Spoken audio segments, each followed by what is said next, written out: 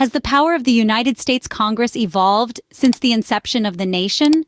It's a question that invites us back to the birth of the American political system. The constitutional origins of congressional power were meticulously crafted by the framers, who strived to establish an equilibrium of power within the government. They envisaged a robust legislative branch, Congress, as the heart of this balance. Intricate responsibilities and powers were entrusted to Congress under the Constitution. The authority to craft laws, the control over the nation's purse strings, and the mandate to check the executive branch were among these vital roles. This design was not a matter of chance, but rather a conscious effort to ensure that no single branch of government could overstep its boundaries. The system was designed to maintain a healthy tension between the branches, fostering a dynamic balance of power. Thus, initially, the framers of the U.S. Constitution envisioned a strong Congress to balance the powers of the executive branch. But what happened when the nation faced periods of war or crisis? You see, the dynamics of power within the United States government can shift drastically during tumultuous times. With the nation's fate hanging in the balance, the expansion of congressional authority has often been the response, particularly during periods of war and national crisis. Take, for instance, the Civil War, a period that saw Congress thrust into the forefront of decision-making. As the nation was torn asunder, the legislative branch took the reins, passing laws to finance the war and even assuming powers typically reserved for the executive branch. The Homestead Act and the Pacific Railway Act, both passed in 1862, are prime examples of how Congress stepped up, making major policy decisions that shaped the nation's future. Fast forward to the 20th century, and you'll see this pattern repeat during the World Wars. As the United States was pulled into global conflicts, Congress once again expanded its authority. The War Powers Act of 1917 during World War I and the Lend-Lease Act of 1941 in the midst of World War II are testaments to this. These acts were not just about waging war, they were pivotal in shaping domestic and foreign policy, demonstrating the concentration of power in Congress during these critical times. Congress didn't just declare war, it orchestrated the nation's strategic response, managed resources, and even influenced international relations. But it's not just war that prompts this shift. Economic crises, such as the Great Depression, have also led to an expansion of congressional power. The flurry of legislation passed in the 1930s, collectively known as the New Deal, saw Congress taking decisive action to alleviate financial hardship and reform the economic system. In essence, during periods of national crisis, whether they be wars or economic downturns, Congress has often expanded its power, taking a more dominant role in national affairs. This concentration of authority has allowed Congress to respond swiftly and decisively to the challenges facing the nation, showcasing the flexibility and adaptability inherent in the American political system.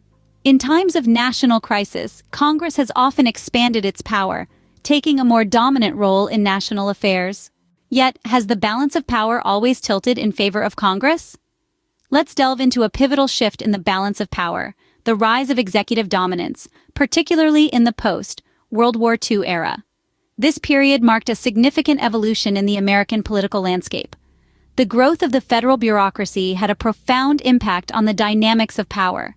As the federal government expanded, so did the executive branch's ability to shape policy, making it a dominant force in the political arena.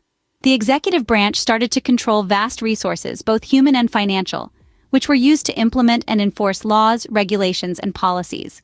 Additionally, the Cold War era played a significant role in the elevation of executive power.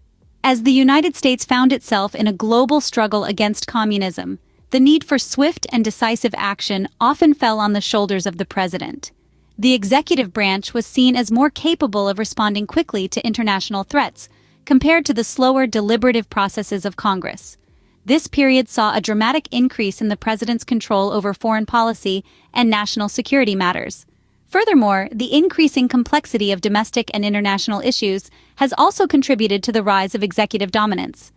As the world became more interconnected and issues more complex, the executive branch, with its vast resources and centralized decision-making, was often viewed as better equipped to handle these challenges. This perception further solidified the executive branch's dominance over Congress. However, this shift towards executive dominance has not been without controversy.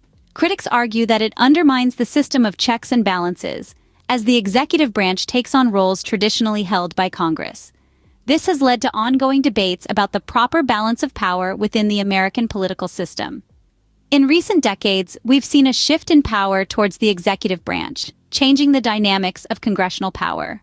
As we move forward, it's crucial to consider the implications of this shift and how it will shape the future of American politics. What factors shape congressional decision-making and legislative outcomes in today's political landscape? As we delve into the contemporary dynamics and challenges of congressional power, we cannot overlook the role of money and interest groups. These entities, armed with substantial resources, often wield considerable influence over the legislative process. They contribute to campaigns, fund political advertisements, and lobby for laws that favor their interests.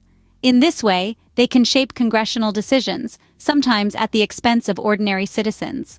Partisan polarization, the widening ideological gap between the two major political parties, is another force shaping legislative outcomes. In the past, members of Congress often crossed party lines to support legislation. Today, however, party loyalty often trumps policy considerations, leading to gridlock and inefficiency. This polarization can hinder the passage of crucial legislation, as party members are less likely to compromise and reach consensus. In addition to these challenges, Congress must also navigate the complex task of representing constituent interests. With a diverse populace of over 320 million people, the task of accurately representing the needs and desires of all constituents is no small feat. Moreover, in an era of increased scrutiny and media coverage, the task of conducting oversight, the process of monitoring the executive branch and its agencies, has become more challenging. As a result, the balance between conducting oversight and representing constituents is a delicate one. Too much focus on oversight can lead to accusations of partisan witch hunts, while too little can result in unchecked executive power. In conclusion, congressional power faces several challenges in the contemporary political landscape. The influence of money and interest groups, the impact of partisan polarization, and the challenges of representing constituents and conducting oversight all play significant roles in shaping congressional decision-making and legislative outcomes. In the contemporary political landscape, money, interest groups, and partisan polarization significantly influence congressional decision-making and legislative outcomes.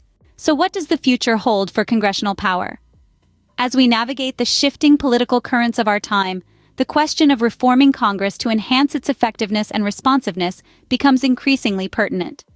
Debates are swirling around proposals to modernize legislative processes, improve representation, and bolster oversight mechanisms.